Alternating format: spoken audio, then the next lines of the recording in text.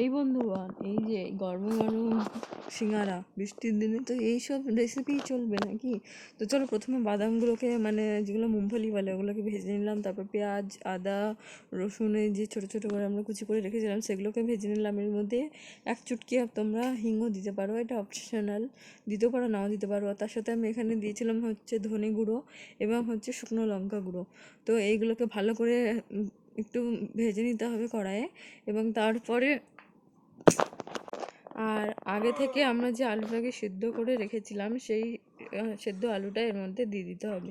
তবে চেষ্টা করবে আলুটা যেন মানে শুকনো শুকনো বা ছাড়া ছাড়া টাইপের হয়। এগুলো আমার কাছে খুব কিন্তু খারাপ আলু ছিল। তো এই যে ময়াম দিয়ে নিয়েছিলাম হচ্ছে, আমি এখানে যে ময়দাটা নিয়েছি সেটার ময়দা মানে হচ্ছে এটা রুল ময়দা। তো এই যে রুল ময়দাটা ঠিক এরকমভাবে মন্ড মন্ড হয়ে যাবে, তখন তোমরা কিন্তু জল দিয়ে ভালো করে সেরে নেবে। তো এই যে দেখো, এক হাতে ক্যামেরা করছি, এক হাতে এই যে এখানে লেচি বানাচ্ছি। তো এইভাবে লেচি বানানোর পর দেখো, আমি সিঙ্গারাটা কিন্তু প্রথমবার ইউটিউব থেকে দেখে ট্রাই করলাম।